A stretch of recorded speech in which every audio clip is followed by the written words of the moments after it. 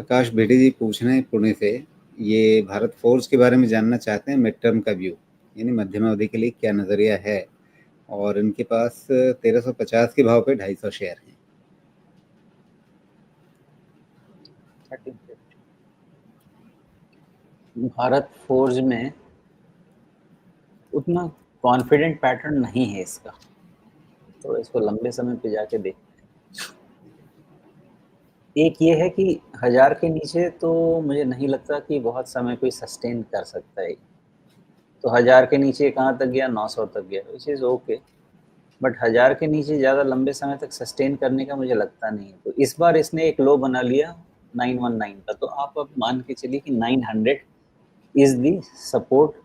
ऐसा सपोर्ट है कि ये नहीं टूटना चाहिए। अगर ये टूटेगा तो फिर मैं तो कहूँगा, फिर अगर वो टूटा तो पता नहीं, फिर 30% 40% टूटना भी कोई बड़ी चीज़ नहीं रहेगी। तो जो डेटा पॉइंट समझ में आता है वो यही है कि 900 के नीचे अब इसको जाना नहीं चाहिए, लेकिन इमीडिएट ये है कि अब इसको 1000 के नीचे क्लोज होने से बचा लीजिए बस। और 1000 के नीचे क्लोज होने से बचा सकते हैं तो क्या हो सकता है? ऐसा कोई बहुत बड़ा तोप नहीं चल सकता है।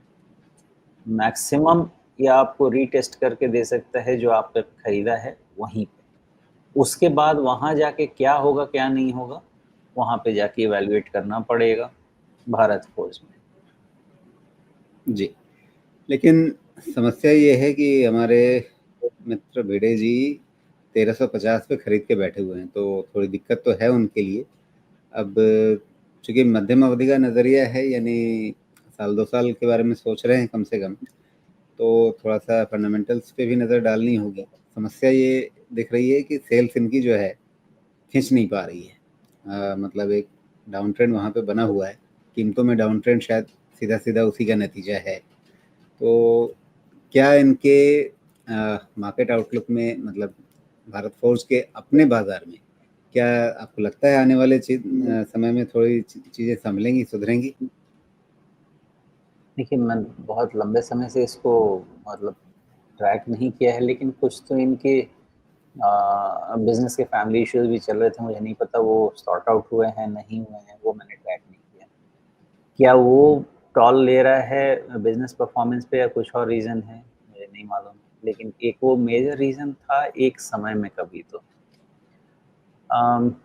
एनीवेज़ अगर मुझे सही याद आ रहा है तो अब क्लियर है कि इसका सेल्स का डी-ग्रोथ चल रहा है ना, आप देखेंगे तो -10% ये सब का अगर रेंज जा रहा है क्वार्टर ऑन क्वार्टर में, तो अगर ये डी-ग्रोथ है तो फिर डिमांड करना 50-55 टाइम का वैल्यूएशन इज़ थोड़ा चैलेंजिंग हो जाएगा। इसलिए अगर ये डी-ग्रोथ इस तरह का चलता रहा तो डाउनसाइड रिस्क ज़्यादा होगा देन अपसाइड रिस्क, मैं तो यही मान के चलूँगा। और उसका इंडिकेशन आपको ₹1000 के लेवल से लेना चाहिए। तो ₹1000 का लेवल तो ज़रूरी हो जाएगा, क्योंकि इस बार ये ₹1000 गया तो शायद 900 नहीं बचे, इसकी चांसेस रह सकते हैं।